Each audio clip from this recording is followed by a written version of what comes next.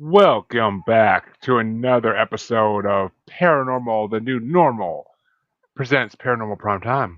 It has been another week, folks, and we are back with another two episodes as we wind our way to the end of season 3, which will be next week. So we are excitingly looking forward to the season finale, two-part season finale. Well, it's not two parts, but kind of is, I think. And looking forward to season 4, of course, because season 4 things start getting interesting. But why don't you sit back as Scott breaks us into our first episode of the night, and we see where this one leads. Because who are you gonna call?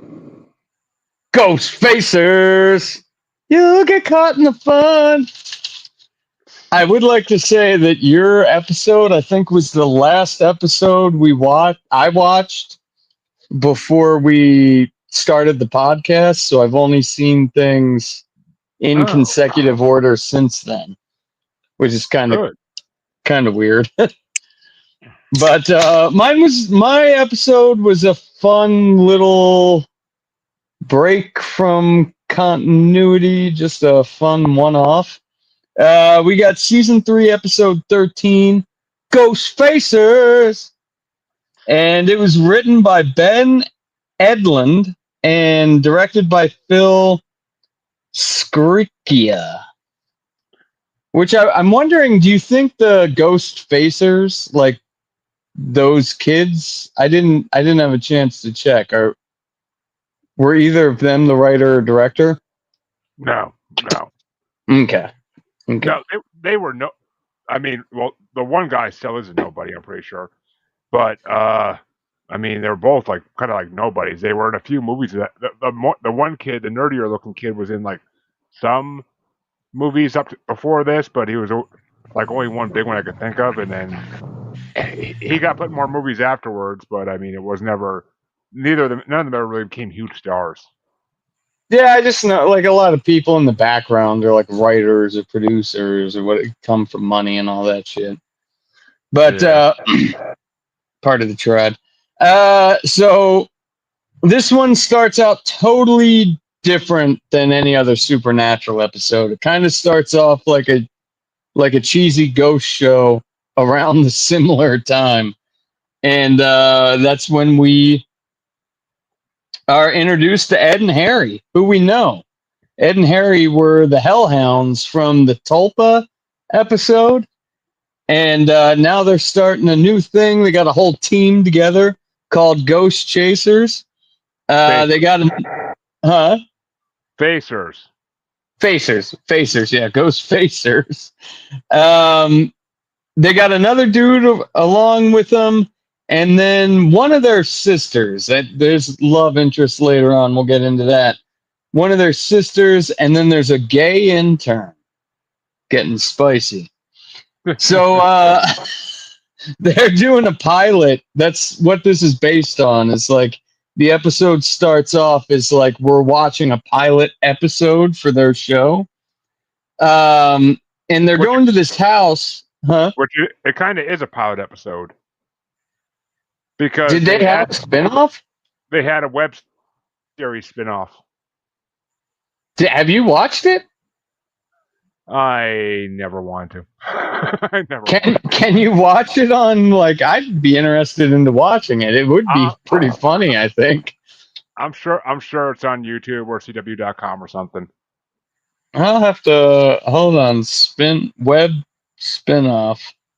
I'll have to check that out because it did. I mean, it is funny. It's funny. Like it's so cheesy, nonsensical. It's funny.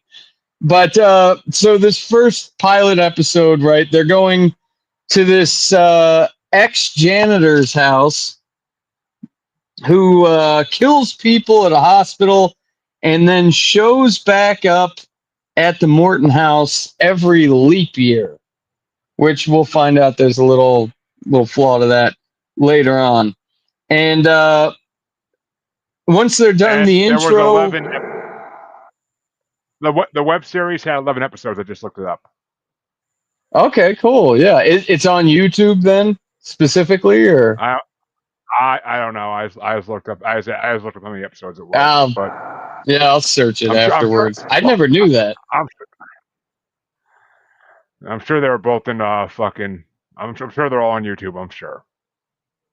And we'll see these guys later on down the road. But so once we're done this whole intro, introducing you into their sister and gay intern, and like behind the scenes, Dad, don't open the garage. Shit's getting fucked up.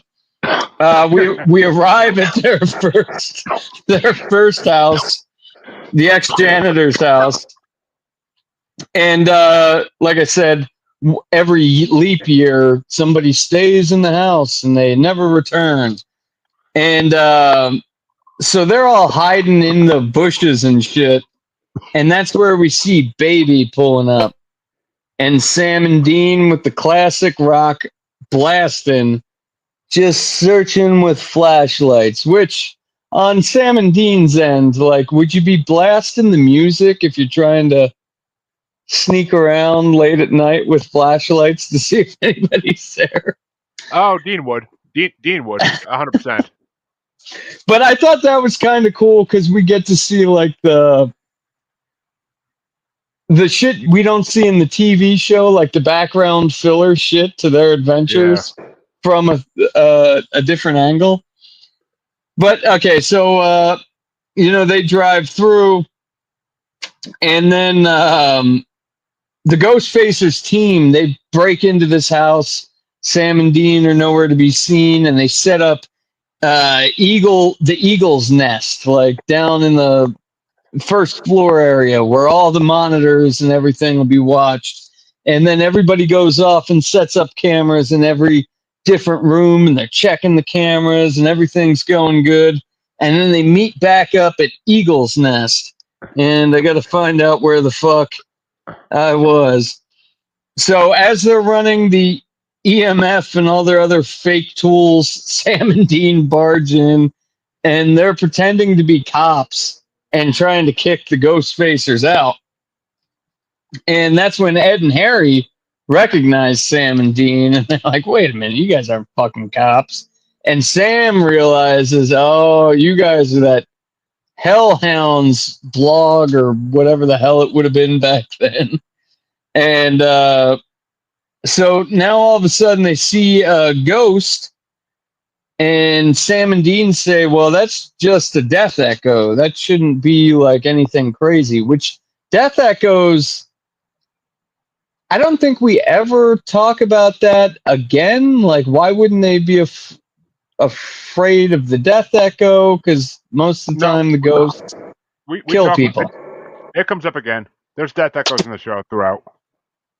Okay, but like they seem like, oh, this is no big deal. This isn't going to hurt anybody. Well, because death echoes don't hurt anybody. They're just literally, it's basically like a Star Wars hologram playing over and over again. Okay, that's basically all it is. It's just like a Star Wars hologram.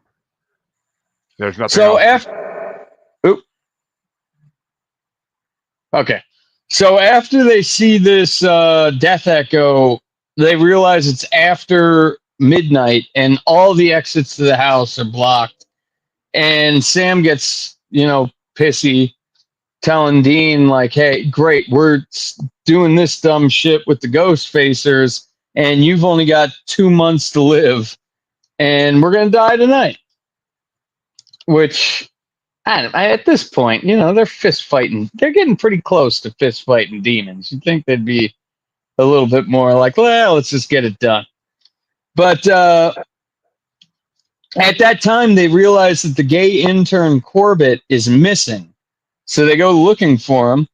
And this is when they see another death echo of a dude. And I was watching this episode while I was at work, so I got to hear it. I didn't get to see the train. I kind of remember from a while ago, but a train comes through, and you don't?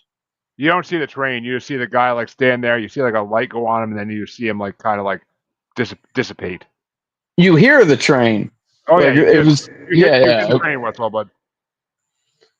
but this is when they come to the realization that hey, this dude couldn't have died here. There's no train tracks, and they're they've all researched the history of this place. There were never train tracks here, so what the hell's going on? So they find out that the janitor. Hold up. The janitor was. They go to his fucking office and they find out that he was the last owner of the house and he died in '64. Then the Asian chick, one of the sisters, gets lost and they end up finding her. But when they find her, Sam disappears. So it's just like constant chaos going on and a bunch of funny clips in between.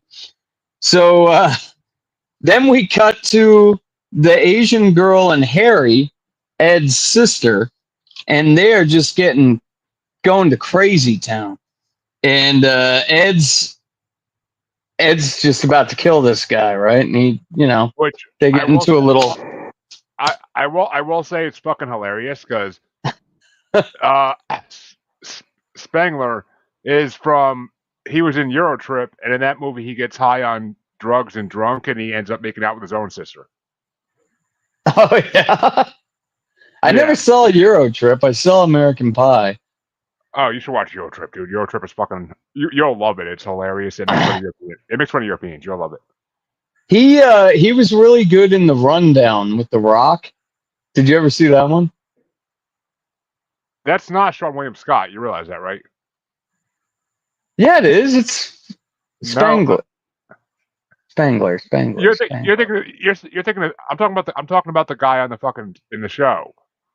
You're thinking. Oh, Stifler. Yeah, I was thinking Stifler. Who the hell's Spangler? Now I'm thinking Malcolm in the Middle. No, the nerdy Ghostfacer. That's his last name. Oh, he's the one that sleeps with the sister. Stifler's mom. Okay.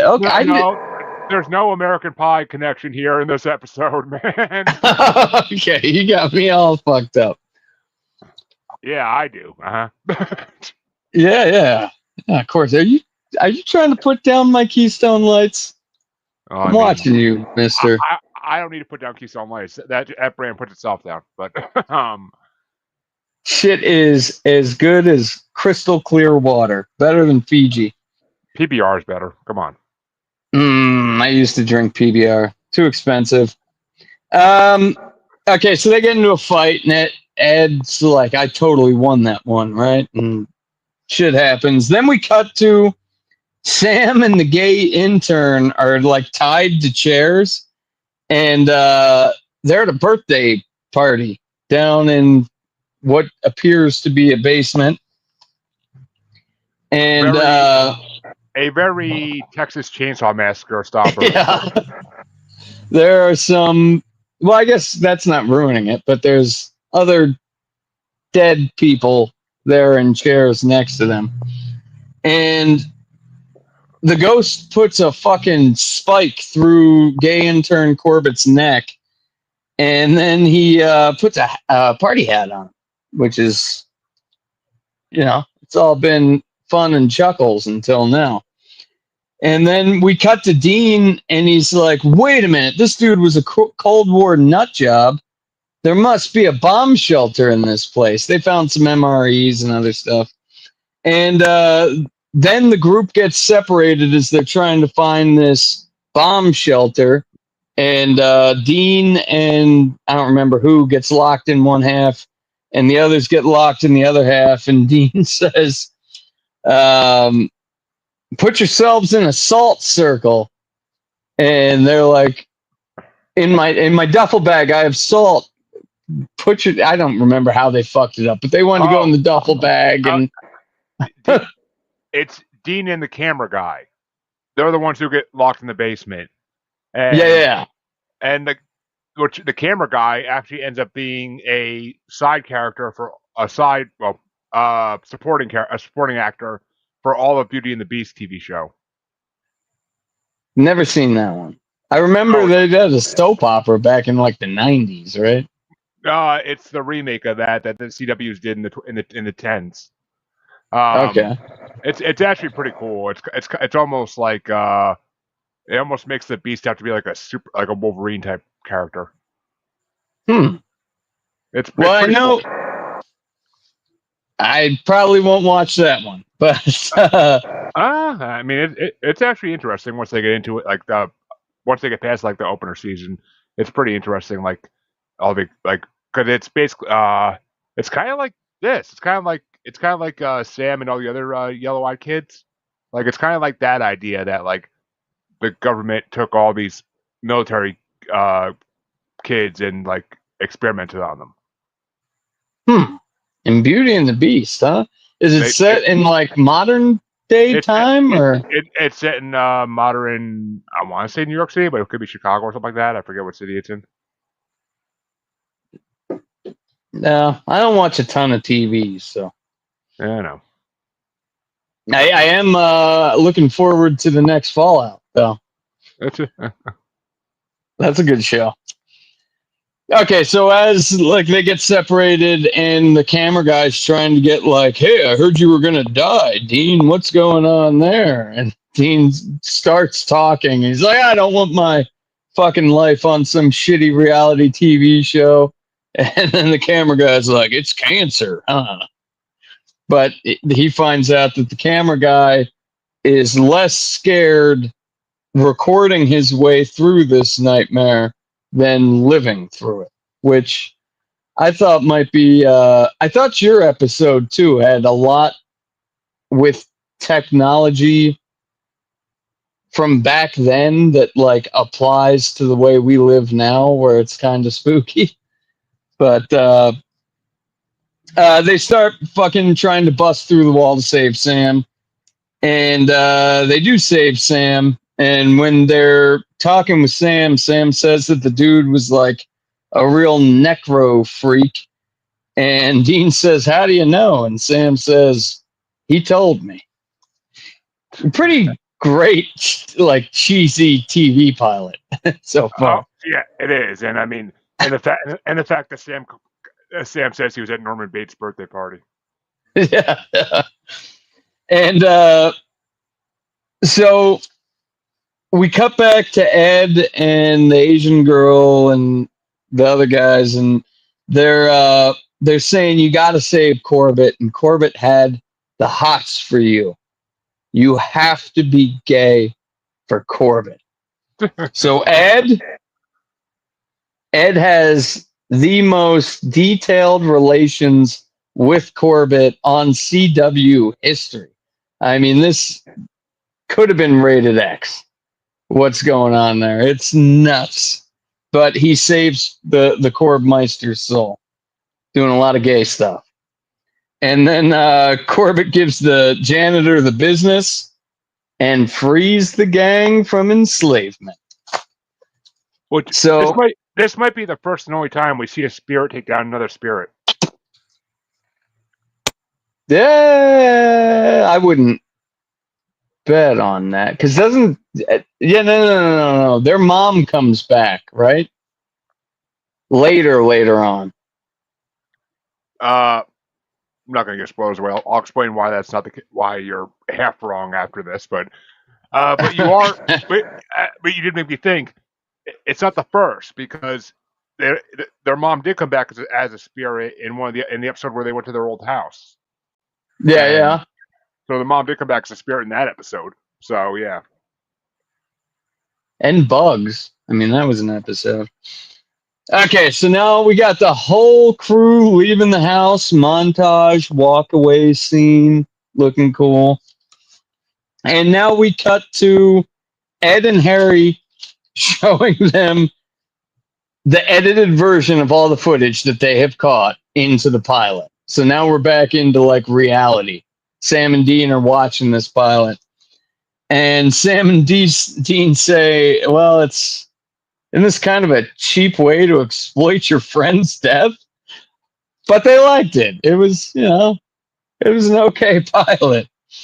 So Sam and Dean leave, but clumsy mumsy Sam forgets his freaking duffel bag. And that's when the Ghostfacers call them pricks and idiots. And they open the bag where they find this contraption of sorts.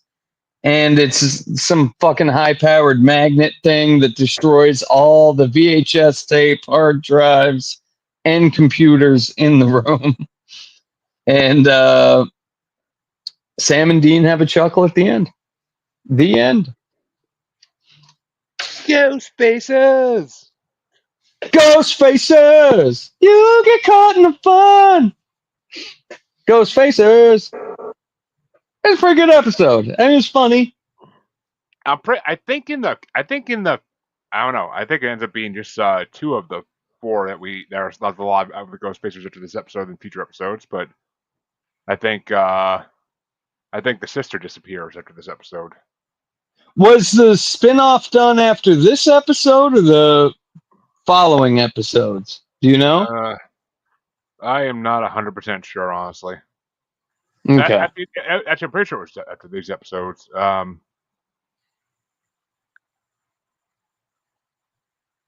Because they like they'll be back. Yes, they'll be back. Old Harry and Ed. Harry. Well, I'm not sure about Ed, but I have a feeling. I don't know, but oh yeah, it ran from April 15th. It ran from April 2010 to August 2011.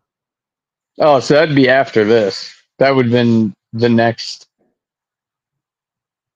Yeah, maybe even that was after this.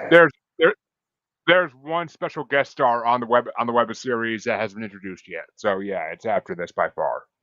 But okay. But what would you rate this episode?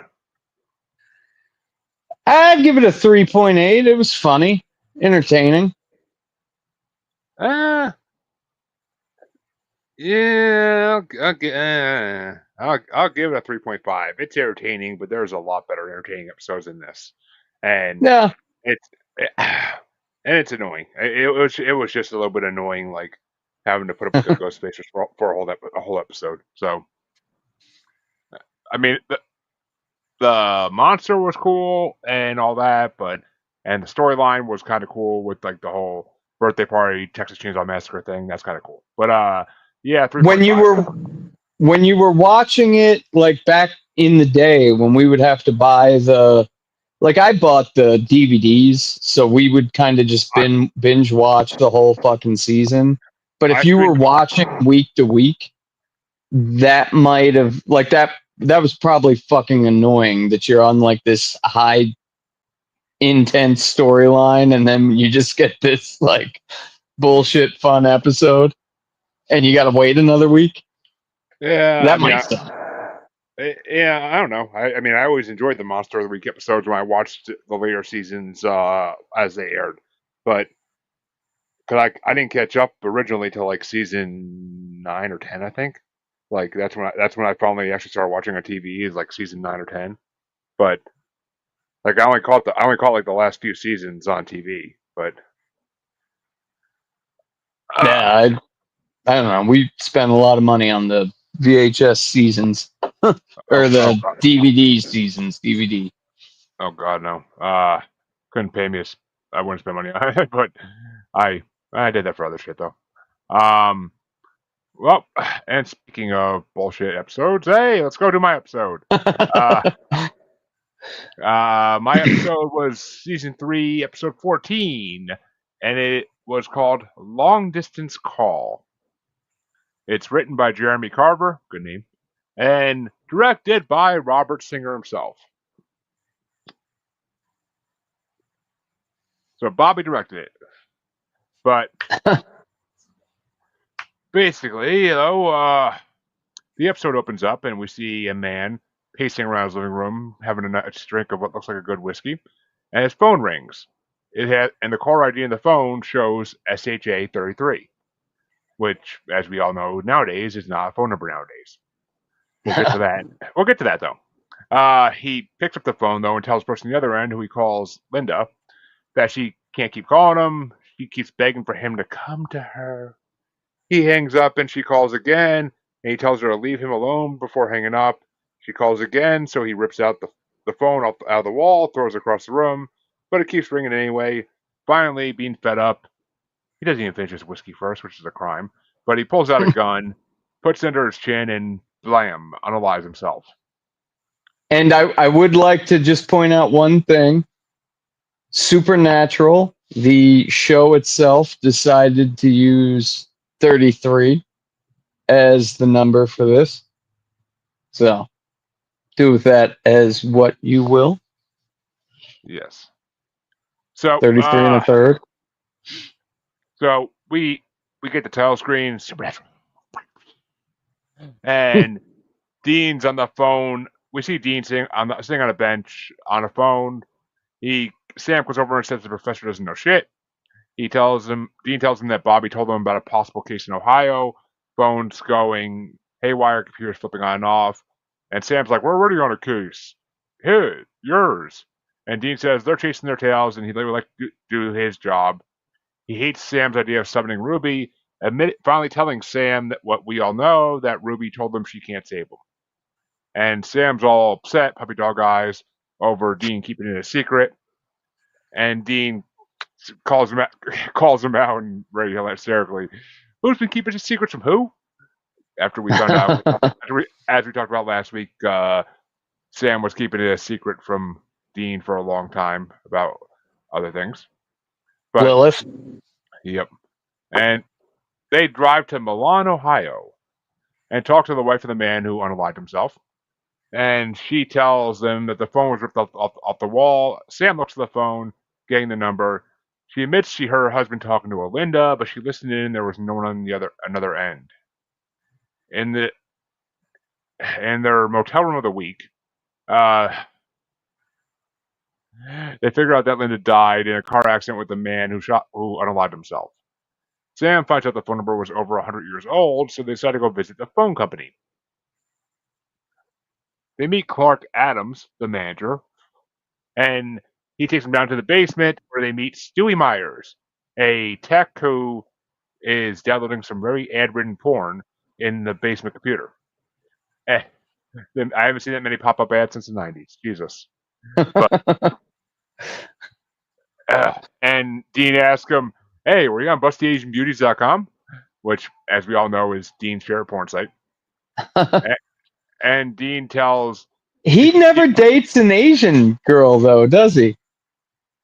I never thought about that. He has quite a few love interests, but he's never with an Asian lady. Well, when you're on the road all the time, the options are sparse and in between. But okay. But Dean tells them that the platinum membership at BustedAsianBeauties.com is worth every penny. And Sam asks him to trace the SHA 33 number, and the tech does so after Dean gets a little tough with him because he doesn't want to. And he finds out it's been used recently in 10 different houses in the past 2 weeks, which for a number that's 100 years old is a little weird. And we see Sam in the next scene in a rental car pulling up to a house asking if they received any strange phone calls. The dad starts denying the calls, but the daughter gets suspicious. She goes outside and catches Sam as they're leaving and turns Sam on. And Sam turns on his charm to get her to admit that she's been getting calls from her mother, who's been dead for 3 years. Dean calls and tells Sam that he met a woman who's been getting calls from her husband, who died in Korea. And after he hangs up, Dean gets a call, and he's shocked to hear he's Big Daddy John on the other end.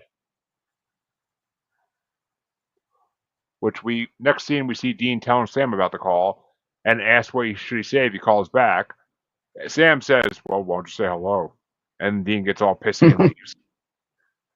He comes back later to find Sam hasn't had any luck with research, and Dean shows him a pamphlet about Thomas Edison. So they go to a museum, and they're a very annoying guide. We're walking, we're stopping.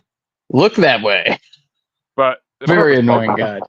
The purpose of all this is to see Edison's spirit phone, which is a real thing, and it was supposedly used to communicate with the dead. Sam gets nothing on the EMF when he checks it, and they ask why it would start working now. When Sam's sleeping there that night, Dean gets another phone call from his dad. He asks Dean why he made the demon deal and has a way for him to get out of it. He tells him that the demon that holds his contract is there in the same city that they're in. Lainey, the girl Sam spoke to earlier, the daughter, is on the computer and starts getting IMs from her mother, which, because, spirits can use the internet now. I couldn't even use the internet back then. And her mother keeps saying she wants to see her.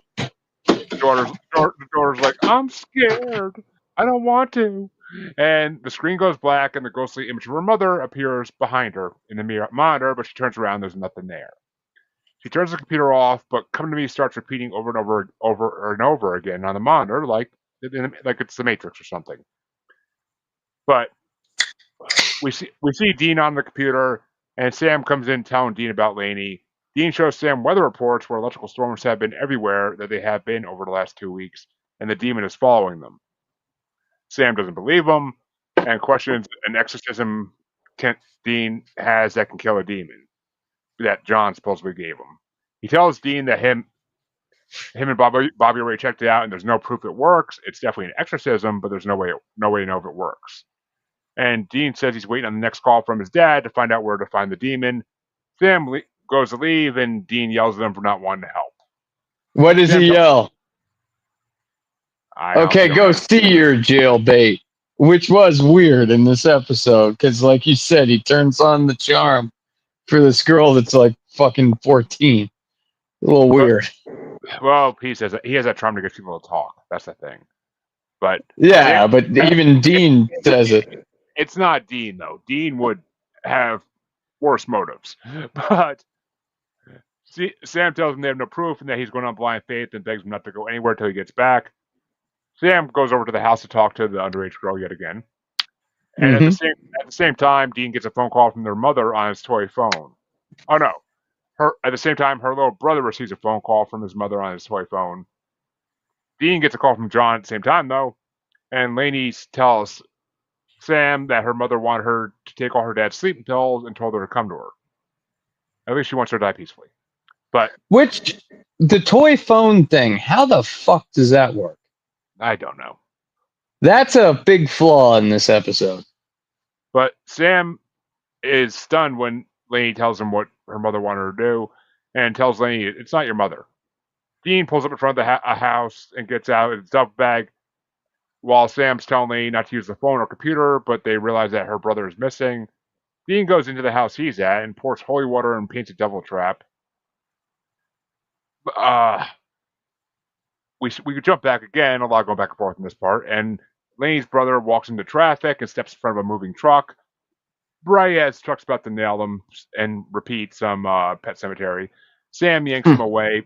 Sam quickly yanks him away out of the road. Sam calls Dean and tells him it's a crocata, which, for those who don't know, because this is the first time we've had like an actual cryptid in an episode, but there are creatures that have been, well, actually, in reality, have been supposed to be reported since the beginning of time, and they hide in the woods or anywhere they can hide, and they mimic people's voices to lure victims out so they can feed.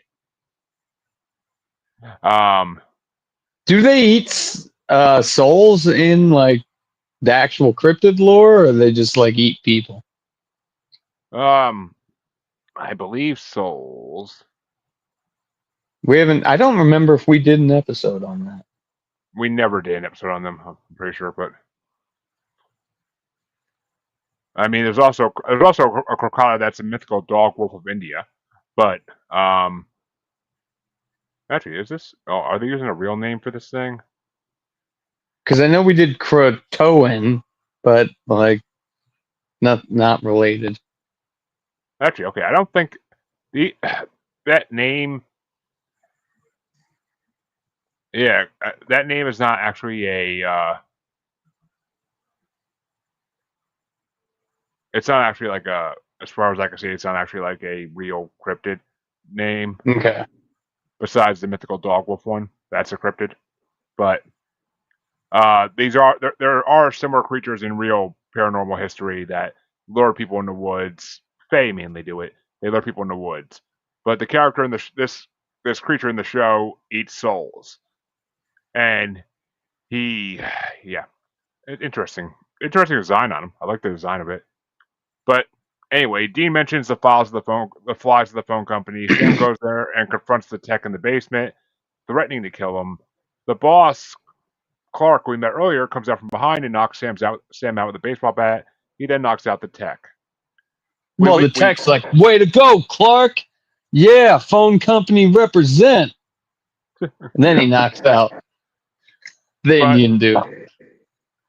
But we go to the next scene to see Sam and the tech tied up in the basement, and Clark has a dagger. He kills the tech and shows his spiky teeth in a very Pennywise mouth-opening thing, and sucks the essence out of him, devouring his soul. Sam figures out the Crocodile was on the phone with him impersonating Dean.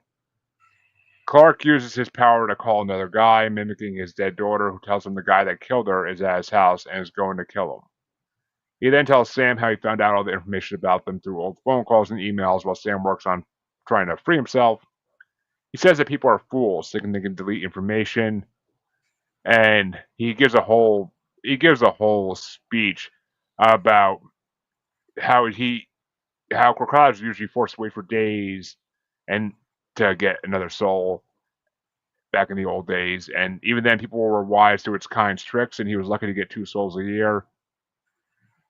I thought that was a really important speech because this is 2007, and he's talking about how we put everything about us out on the internet, and we think it just disappears, but like it's all out there, dude. It's out there forever, and especially with AI now that can just filter through all that shit.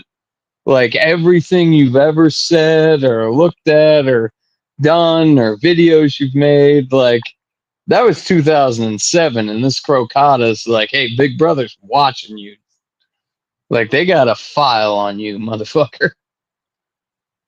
Which in the actual, apparently in the actual companion for season 3, the actual companion book, crocodiles are described as originating from India and Ethiopia, just like the wolf dog. So, but to make it work for the episode, they made it evolve to the point where it could turn human. So, hey Harley, hey Pam, thank you for watching. They were always pretty good with like the lore. Yeah, apparently for this episode, Kripke wanted to he kept saying we should find another monster, we should find another monster, but that because he was worried about the lore being too obscure on this creature, but. Mm-hmm.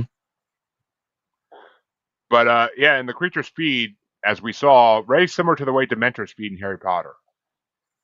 So, or like Pennywise feeds, kind of in certain areas. Sometimes he just bites heads off. But have you ever read the book for that It movie? Oh yeah, I did. Yeah, it's fucking weird, right? The little girl's like, "Hey, I have to have sex with all of you." Like, it's fucking Stephen King was a fucking weirdo, dude. He's a pervert to begin with, which I have no problem with that, but he's a pervert to begin with. PDF file. I mean, he's a pervert to begin with, and he was very coked up at that time. So yeah, those are his coke days. And Cujo was a horrible movie. Just putting it out there. The book was pretty good, actually, but a big dog, give me a fucking break. But we jump back to the other scene where we see the other man come into his house and he shoots at Dean with a shotgun. They fight, fisty, back and forth. Clark monologues some more, and Sam breaks free just before Clark goes to stab him. They fight as well, fisty. And Dean and the other man crash through a set of French doors, and the man lands on top of the devil's trap. Dean starts to try to read the exorcism, the prayer of St. Benedict of Nursia, an old exorcism prayer that is no longer used by the Catholic Church. And he utters the first line, part of the second, but he's interrupted when he sees the man walk through the trap, revealing he's not a demon. And Sam and Clark keep fighting over the knife, and Sam slams the back of Clark's head through a metal spike in the wall, killing him, which is actually one of my favorite ways that Michael Myers killed somebody in a movie. But Dean and the man finish the fight, and Dean tells him he didn't kill his daughter. The man asks him why he is there, and Dean says he doesn't know. Which I thought that was kind of a lame way to end it. Just say, I don't know. But I thought it was good where he was like the whole coming out of the devil's trap thing and like realizing that he got set up. Yeah. And like, I fucked up. I thought that was good. But in the final scene, we see Sam and Dean back at the motel. They look like they had the shit kicked out of them. Sam tells Dean he was sorry it wasn't Dad, and Dean tells him he was right. He admits he wanted to believe it so bad, and he's scared. He says it was the last act of a desperate man. He can't expect anyone to show up with miracles, and that the only person that can get him out of this is him. Sam says, "And me." And Dean makes fun of him for having such a lame answer. Sam asks if he wants a poem, and Dean's like, "Nah, the moment's passed." And he grabs a beer for him and Sam and turns on the TV, ending this mediocre episode. But The last episode I saw before we started this podcast. And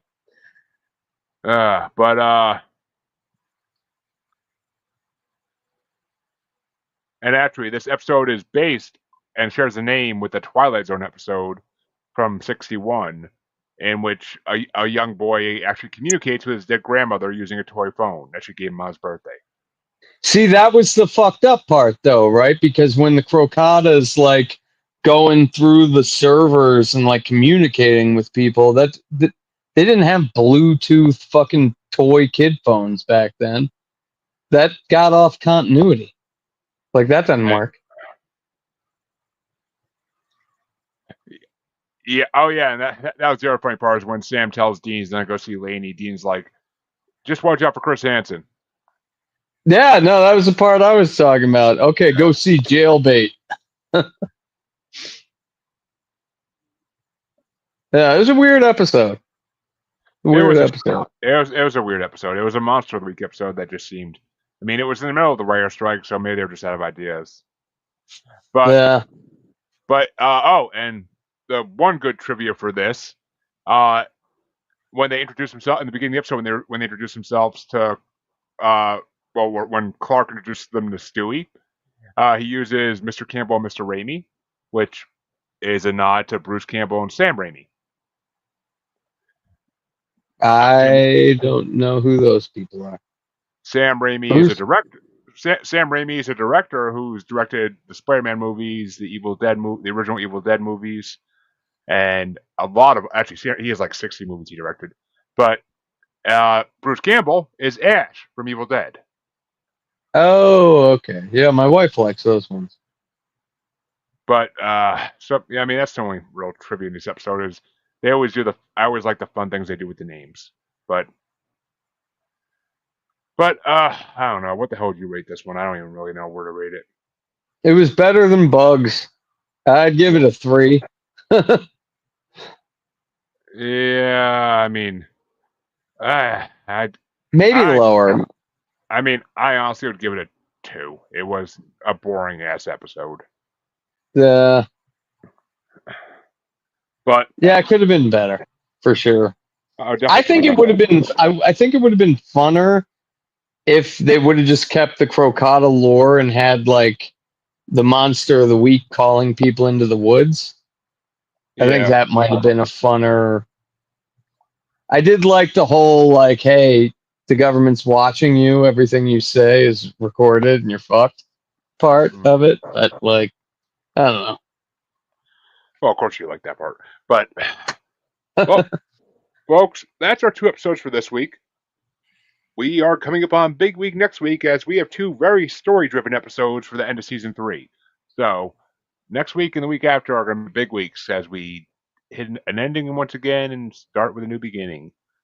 And the shortest season of Supernatural ever will be done with. So, but what we gotta do something cool for Halloween. What you want to just watch Ghostfacers for the Halloween episode? If we can find it, but well, I don't know. We'll figure that. We'll figure something out. Maybe we'll actually get lucky and land on like a Halloween episode or something. That'd be cool. It might work. We can do the math. Yeah, 8 weeks, 16 episodes. So we'll be about halfway through season 4 at that point. And the Halloween episode, because they came back in September, so it's like if there is one, it's in the beginning. But that's if there is one. Yeah. But I mean, every episode of this show is a Halloween episode, really. But it's all monsters. It's all things that go bump in the night. So I mean, it's all Halloween shit. But actually, Halloween's on Friday this year. But Yeah, no, Halloween's on a Friday. That's pretty dope. All right, folks. Well, we will see you next week with the end of season 3. Hope everybody enjoyed this one and come on back next time. Goodbye. Boop.